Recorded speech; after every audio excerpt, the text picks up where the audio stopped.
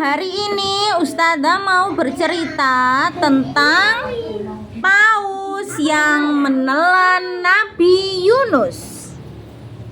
Sebentar ya. Mojok Wir.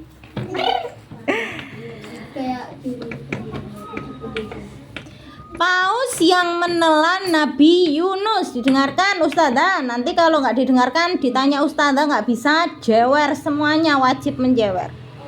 Nabi Yunus sedang bersedih hati karena kaumnya tidak mau mendengarkan ajakan Nabi Yunus. Beliau pun pergi meninggalkan negerinya dengan menaiki sebuah perahu. Di perjalanan tiba-tiba badai datang. Salah satu penumpang harus terjun ke laut agar perahu selamat. Ternyata penumpang itu adalah Nabi Yunus. Stop. Ayo. Bagaimana kelanjutan kisah Nabi Yunus? Ayo kita baca ya, didengarkan loh. Jangan ada yang ngomong, ayo. Di sebuah negeri bernama Ninawa. Negeri itu amatlah makmur dan kaya raya.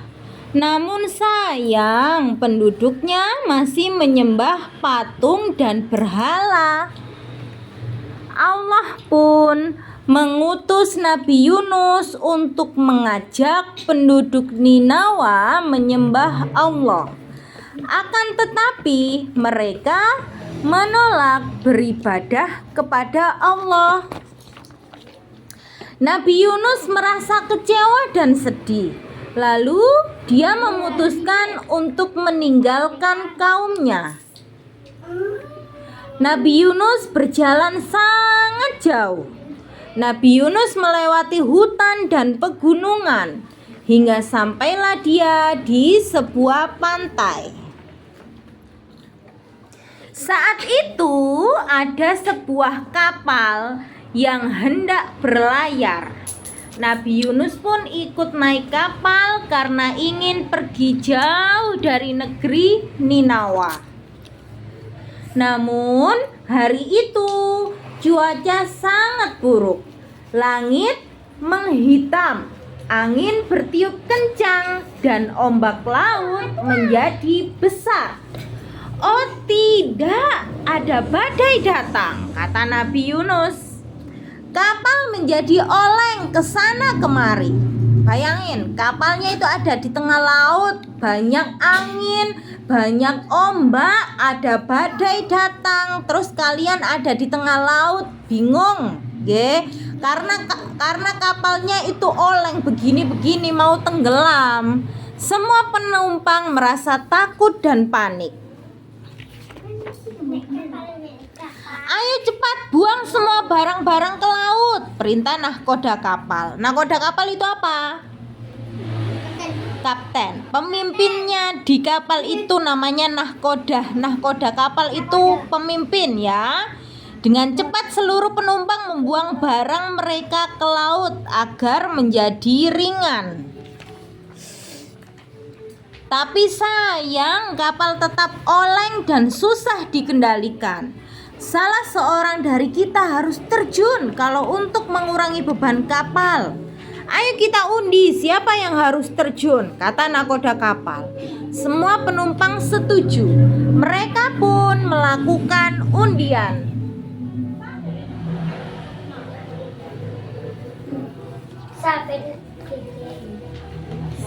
Kertas undian dibuka. Ternyata yang keluar Nabi Yunus.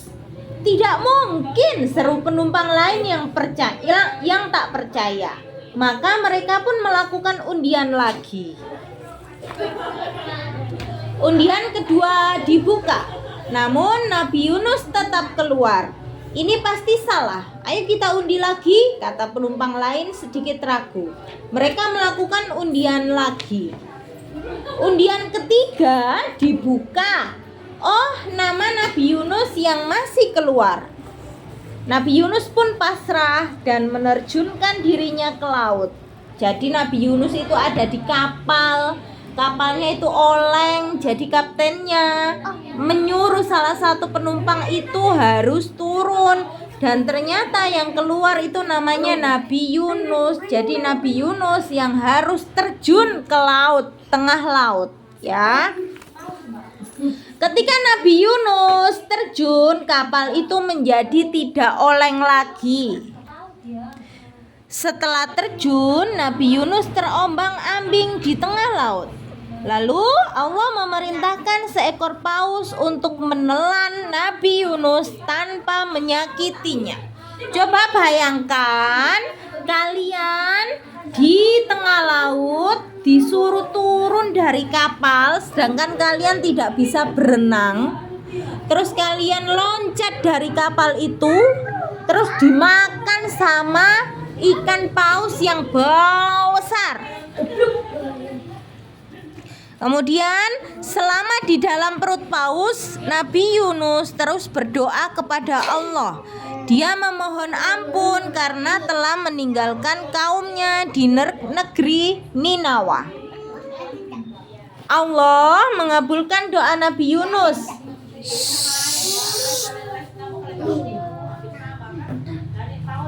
Saat dekat dengan daratan, paus mengeluarkan Nabi Yunus dan Nabi Yunus pun berenang ke tepian. Sesampainya di daratan, Nabi Yunus segera kembali ke negeri Ninawa untuk kembali kepada kaumnya. Jadi Allah itu sebenarnya memasukkan Nabi Yunus ke dalam perut paus itu karena Allah marah.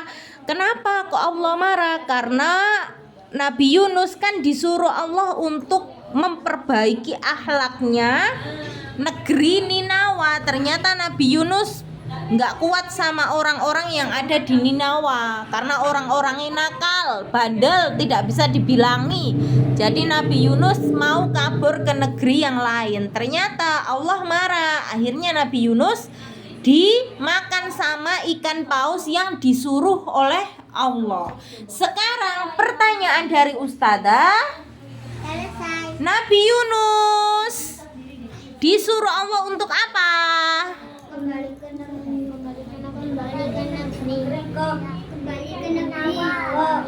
Kembali ke negeri. Bukan. Hayo, apa? Allah menyuruh Nabi Yunus untuk apa sama negeri Ninawa?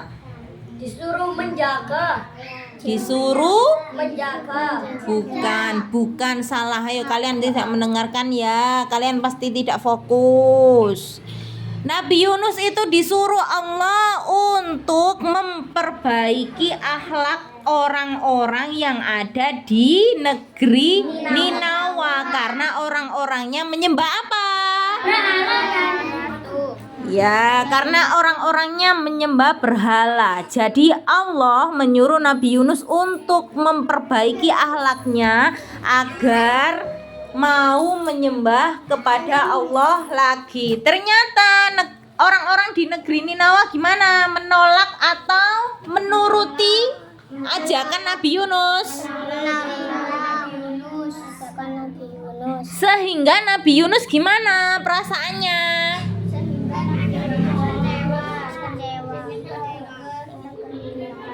Oh iya, Mbak Kirana pinter loh. Kok kalian nggak ada yang jawab sih? Hayo. Yang laki-laki gimana ini? Kok nggak ada yang jawab? Gimana? Kemudian ketika Nabi Yunus mau pergi, Nabi Yunus pergi kemana? Ke negeri yang lain. Ke negeri yang lain itu lewat apa? Pegunungan. Oh iya, terus? Dan Hutan. Ternyata pas di laut Nabi Yunus ketemu sama apa? paus yang besar. Bukan, naik kapal dulu. Disuruh apa? Naik kapal dulu kemudian disuruh sama kaptennya untuk apa? Kenapa? Alasannya kenapa? Karena kapalnya oleng. Ada apa kok oleng?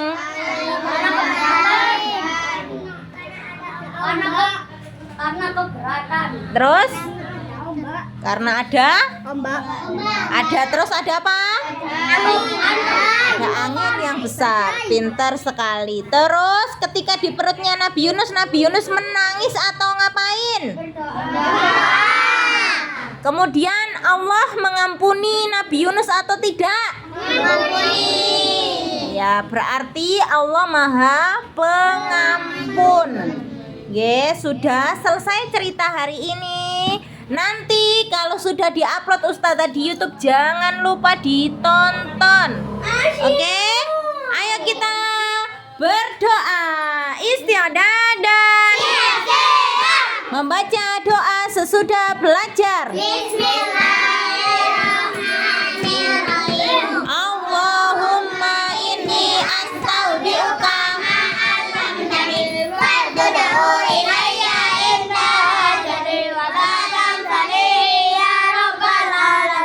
Allahumma rahmna bil Qur'an waj'alhu lana imaman wa nuran wa hudan wa rahmah.